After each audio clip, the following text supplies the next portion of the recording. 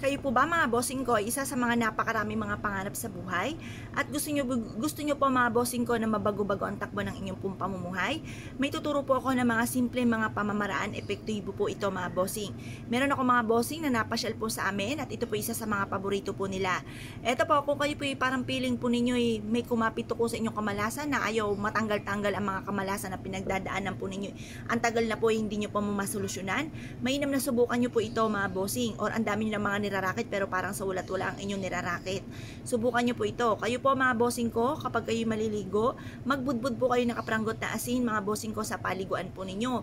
At habang kayo naliligo, habang kayo nagsasabon, paulit-ulit kayo nagwi-wish na itinatapon ko na ang akin lahat ng mga kamalasan. At instead ng kamalasan ay puro swerte ang kumapit sa akin. Mag-wish na po kayo na mula sa inyong pong puso, timtim na panalangin. Walang imposible mga bossing, makakamtan nyo po lahat ng mga pangarap po ninyo. Basta kayo po ay maging positibo lang sa buhay. Ngayon po mga bossing, kung kayo po naniniwala at naisyo po itong gawin, subukan nyo po ito. Araw-araw nyo po ito mga bossing kung first time nyo po itong nagawa mga bossing.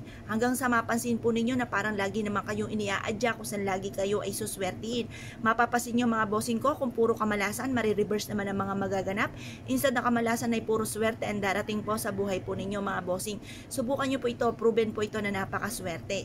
Ang gagawin nyo lamang po mga bossing ko, pagtapos nyo pong maligo, sa unang pagpapaligo po ninyo, huwag muna kayo magtutuyo ng tuwalya, hayaan nyo muna na matuyo ang tubig na may konting asin sa inyo pong katawan mga bossing.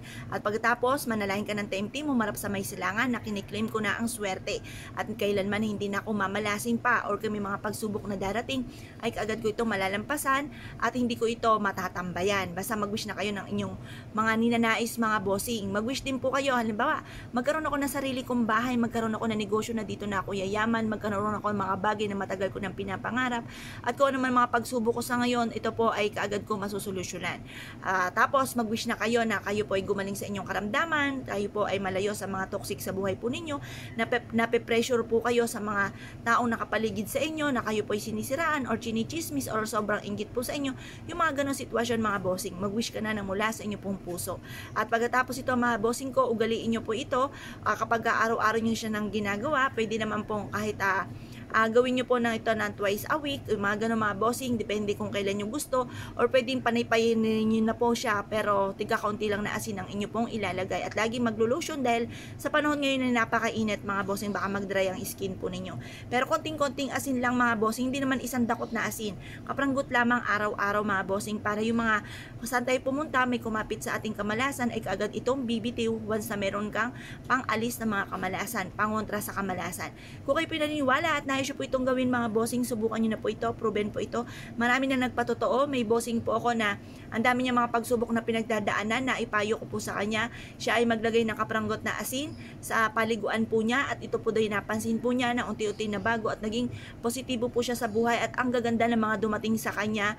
Dati-dati daw po ay panay kamalasan, panay pagsubok, na reverse po, parang lagi siyang iniaadya kung saan lagi sila ay suswertihin. Kaya kung hindi nyo pa ito nagagawa mga bossing, subukan nyo na po ito, proven po ito na maswerte. Yun na po mga bossing, salamat po!